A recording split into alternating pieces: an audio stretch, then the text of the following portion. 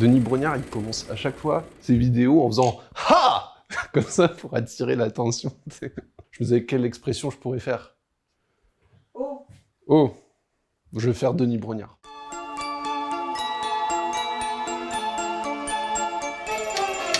Ah! Le pied caméra a l'air du plus inoffensif des accessoires caméra, et pourtant, il a berné bon nombre d'étudiants et de professionnels. Regarde cette vidéo jusqu'au bout pour déjouer les pièges du pied caméra.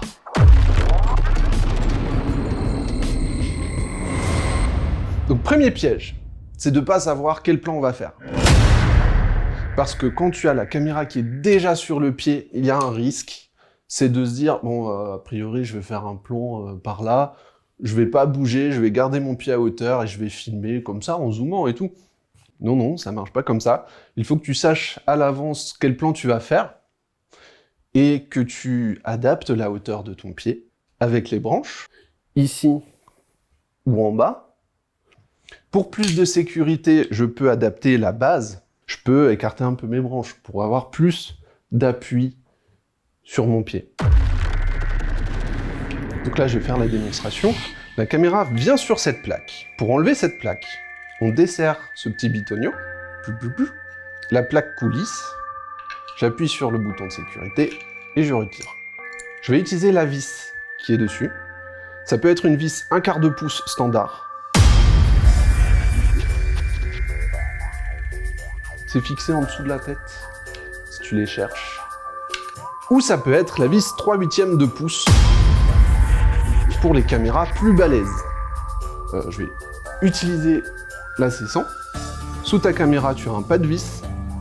Moi, je la mets ici. Tu peux utiliser un tournevis. Tu peux utiliser une pièce.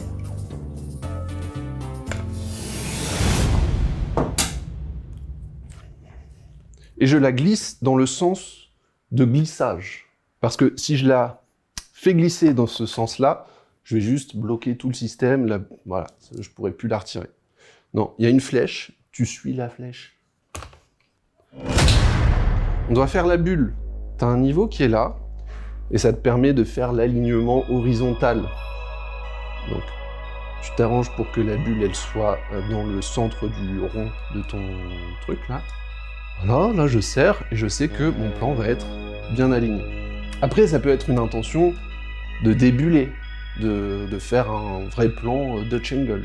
Mais à ce moment-là, voilà, il faut vraiment forcer le basculement, voilà, pour avoir un vrai effet de Dutch angle. Il faut toujours équilibrer sa caméra. C'est-à-dire, je desserre mes frictions, 0 en vertical. Naturellement, ça va pencher dans un sens ou dans l'autre. Donc, ce qu'on fait, c'est qu'on positionne la plaque en avant ou en arrière de la tête. Tu vois, là, c'est bien, ça tombe pas. Là, je peux serrer. Et seulement après, j'adapte les niveaux de friction, les niveaux de dureté du panoramique. 3, ça va être assez lent. Si tu veux faire un effet de filet rapide, tu seras sur 0.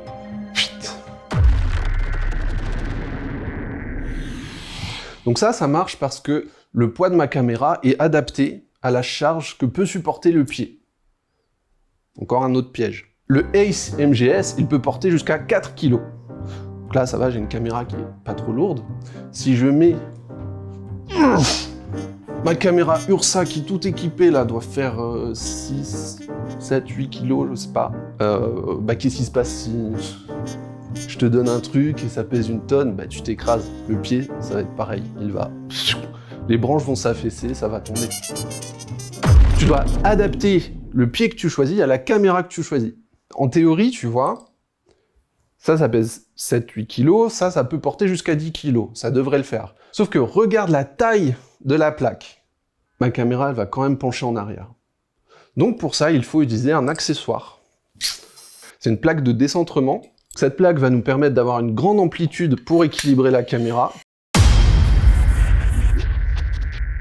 et la faire coulisser, voilà, d'avant en arrière pour que ce soit beaucoup plus facile. Cette grande plaque, elle vient sur la petite plaque, Fastidieux ce travail. Hein. Donc ça vient sur le pas de vis, 3/8 de pouce. J'ai plus qu'à faire glisser la caméra. Comme ça, là il y a une petite sécurité qui fait que quand je reviens, bah, ça bloque. Donc maintenant je fais l'équilibrage. Je desserre ici. Bon, c'est pas mal en fait. Là c'est par exemple trop en avant, je recule. Toujours un peu en avant, je recule. Voilà, là je suis bien. Boum, je serre. J'ai une caméra prête à tourner. C'est beau, hein? Une fois sur 3, la plaque, elle reste sur la caméra. Et si tu rends le pied sans plaque, tu peux rien en faire. Je pense à retirer la plaque. Je m'arrange pour que la plaque soit serrée de sorte à ce que le rond, là, soit vraiment en avant. Si je serre pas ma plaque, ben voilà, la vis, elle tombe. Donc la vis, soit tu la cales sur la plaque en la serrant, soit tu la mets là. Et quand tu transportes le matériel, tu desserres la tête. Tu desserres le manche. Voilà, ça doit blobloter comme ça, parce que s'il y a un choc, ça va pas impacter le système de serrage. Donc, si tu as aimé cette vidéo, tu t'abonnes, tu mets un petit pouce bleu, tu mets un commentaire, et on se retrouve la semaine prochaine.